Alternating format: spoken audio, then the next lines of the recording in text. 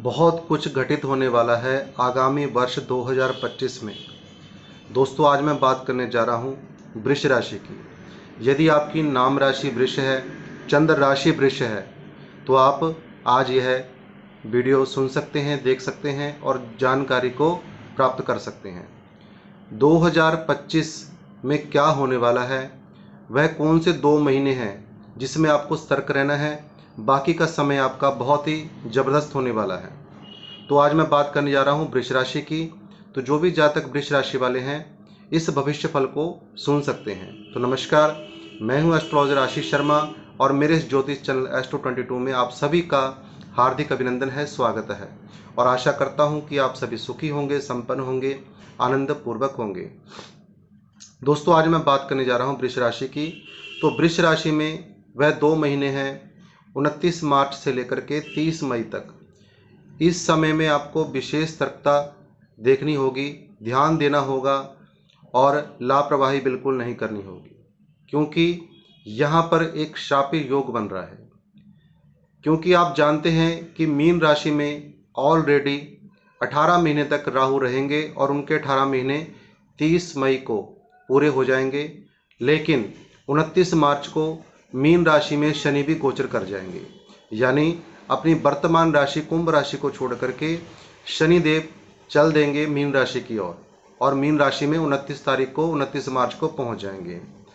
और यह श्रापी योग तब बनता है जब राहु और शनि दोनों एक साथ इकट्ठे हो जाएं।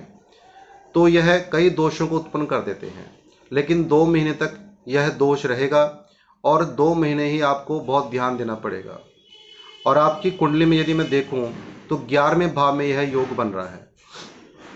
11वें भाव में शनि और राहु दोनों एक साथ इकट्ठे हो जाएंगे। 11वां भाव होता है इनकम का।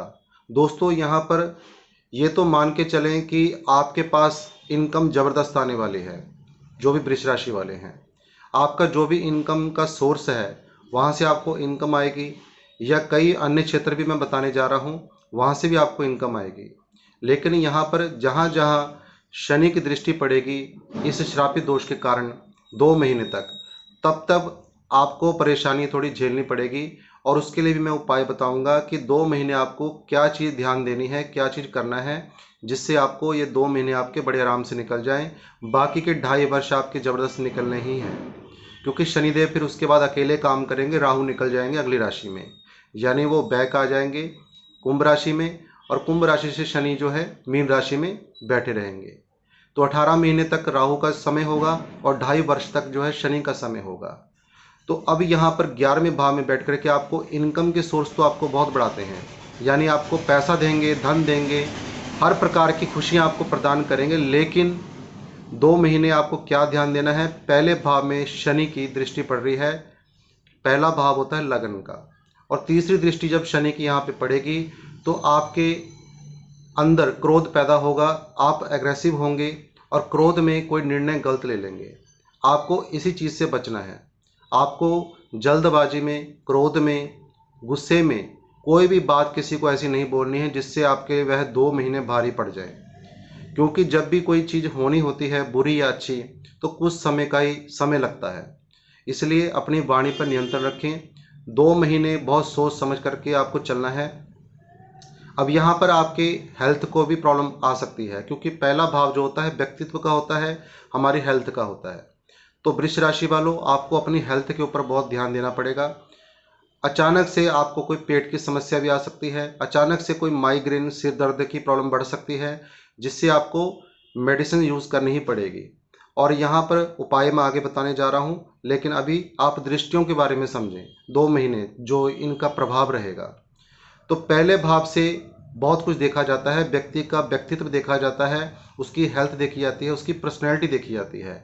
इस 2 महीने में अपनी वाणी के जरिए कोई ऐसा आप कार्य ना कर दें जिससे आपकी पर्सनैलिटी में भी फर्क पड़ जाए, इसलिए ध्यान दें। अब यहाँ पर से शनि पंचम भाव को भी देख रहे हैं अपनी सप्तम दृष्टि से। पंचम भाव में 6 नंबर है, यानी कन्या राशि।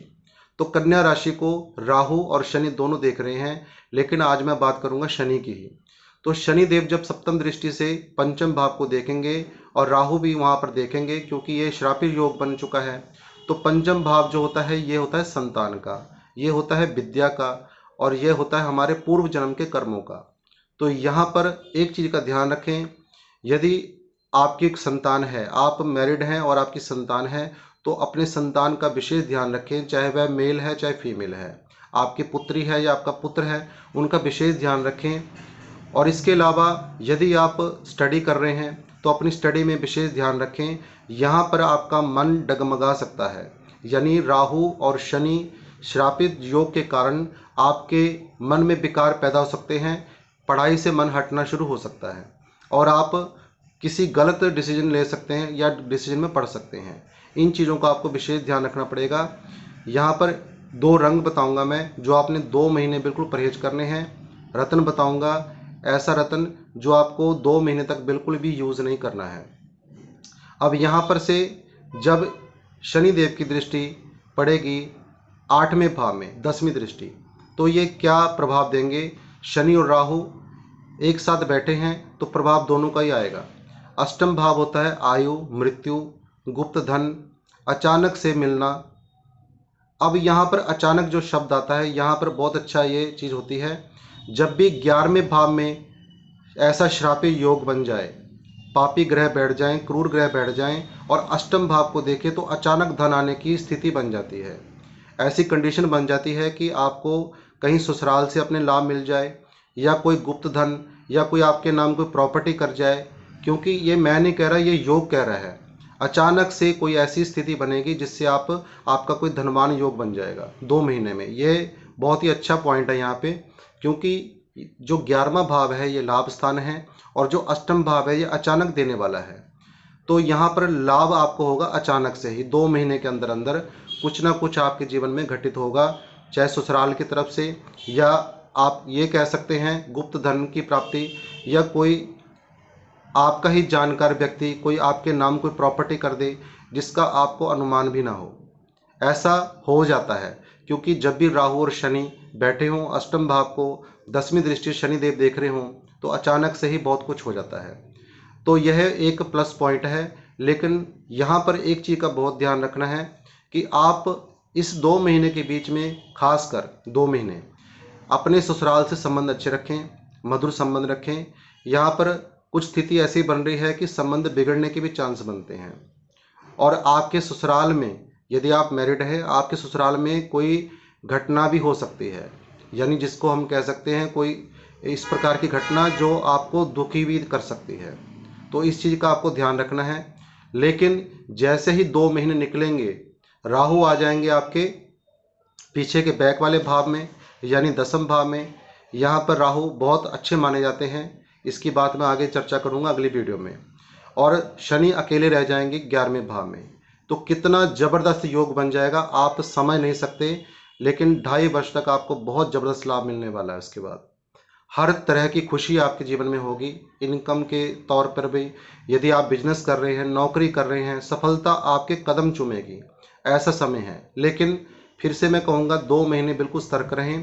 काला और नीला रंग बिल्कुल परहेज करें इन 2 महीनों में, यानी 29 मार्च से लेकर के 30 मई तक 2025। तो बिल्कुल आपको ध्यान देना है, काला और नीला रंग बिल्कुल यूज़ नहीं करना है। और नीलम या गोमेद रत्न बिल्कुल नहीं पहनना है, क्योंकि श्रापी योग में कभी भी कोई रत्न यदि पहना हुआ तो 2 महीने के लिए उसको निकाल देना, नहीं तो अन्यथा बहुत बुरा फल यहाँ पर मिल सकता है। और कई बार क्या होता है, किसी कुंडली में भी श्रापी योग बना होता है, ऐसे में उनको विशेषकर थोड़ा नुकसान होता है। जिनकी कुंडली में, जैसे मान लीजिए वृष लग्न की कुंडली है या वृष राशि की कुंडली है, उसमें राहु और शनि कहीं भी एक साथ बैठे हैं तो श्रापी योग हो गया। ऐसे व्यक्तियों को यहाँ पर ज़्यादा चांसेस हैं 101% बुरा या अच्छा फल मिलने के। लेकिन आगे जाके जैसे ही गोचर में ये दोनों अलग हो जाएंगे तो आपको बहुत बेनिफिट होगा। तो उम्मीद करता हूँ आज की जानकारी आपको अच्छी लगी होगी। अच्छी लगी हो तो लाइक करें, शेयर करें अपने मित्रों के साथ और मेरे इस चैनल को सब्सक्राइब करें। यदि आप अपनी कुंडली दिखाना चाहते हैं, विश्लेषण कराना चाहते हैं, और उसके लिए आपको मुझे मैसेज करना पड़ेगा, व्हाट्सएप मैसेज, डायरेक्ट कॉल कोई भी ना करें। मैसेज करके आपको अपॉइंटमेंट या शुल्क की जानकारी दे दी जाएगी। नमो नारायण। जय जय श्री राधे।